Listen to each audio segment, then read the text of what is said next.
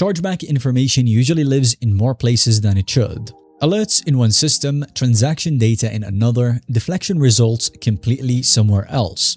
Chargeblast's updated dashboard is built to bring all of that together. One place to see what's happening with your disputes and one place to act on it.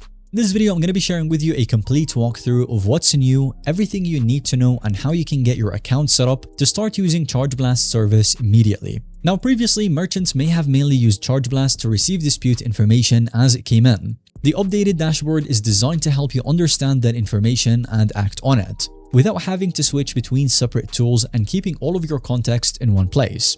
Alerts, deflection, recovery, and reporting are more connected than before. You can follow a dispute through its full life cycle instead of viewing each stage in isolation. Two changes stand out. First, we've got recovery, which covers representment is now surfaced directly inside the dashboard alongside your earlier dispute stages. And then we have deflection performance, which is easier to see and understand instead of running quietly in the background. Alright, so let's start with a quick look at the dashboard itself and then go through each section. This is exactly what you see directly after logging in. The main navigation sits on the left, with summary cards at the top giving you a quick read on recent activity.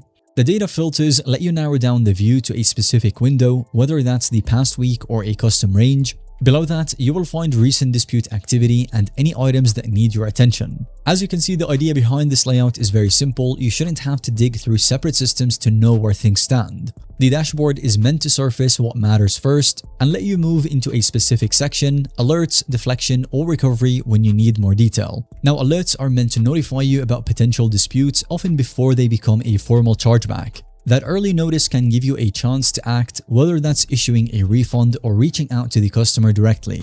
Inside the alerts section, you can filter by status and date to find the cases that still need a decision. Opening an individual alert shows the transaction and its current status, so you have the context that you need without leaving the dashboard. Not every alert leads to a prevented chargeback, but having the information in one place makes it easier to respond quickly when it counts. Now, for the deflection, it is meant to resolve confusion before it turns into a dispute. A customer might not recognize a billing descriptor, a merchant name, a subscription charge, or an order from a few weeks ago. Sometimes a dispute happens simply because the transaction doesn't look familiar.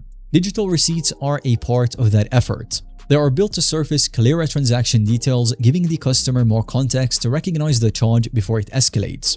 What's changed here is visibility. The updated dashboard shows deflection activity and outcomes directly. So instead of this running as an invisible background process, you can now see how it's performing and where it's making a difference. Now, for the recovery and the representment, not every dispute can be prevented or deflected. When a chargeback does happen, the next step is recovery, and that starts with representment. Representment is the process of responding to a chargeback with the relevant evidence to support your case. This is the section that's newly surfaced inside the main dashboard. Instead of tracking these cases separately, you can see your recovery cases alongside alerts and deflection. Each case shows its current status, the deadline you're working against, and where things stand.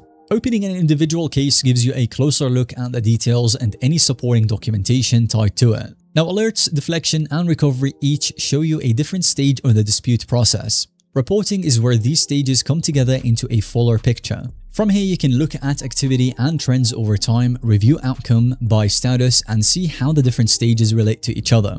Date range controls let you zoom into a specific period or track performance over the longer term. Rather than reviewing each stage in isolation, reporting is meant to give you a sense of the overall workflow and where in that workflow your attention is most needed. Alright, let's move on and talk about the step-by-step account setup in case you don't have an account yet. The process is really simple. Once you're on the Chargeblast main website, you create your account, and then you will go through a short onboarding flow that asks for basic business information like a name and a website. After that, you connect your processors that you currently use. You can choose between Stripe, Shopify, Airwallex, and more. Choose the services that you will be using Chargeblast for, so whether it's alerts, deflection, recovery, the digital receipts, and so on, and then you simply click continue. After that, you complete any required network or merchant enrollment. This can include things like your billing descriptors, processor information, or any other merchant details.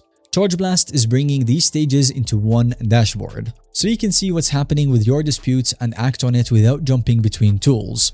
If you would like to get started for free, you will find a link to it in the description down below. and Chargeblast's team is available if you need any help with your account or enrollment. Thanks so much for watching this video. If you have any questions, make sure to leave them in the comments down below, and don't forget to like and subscribe for future content similar to this one.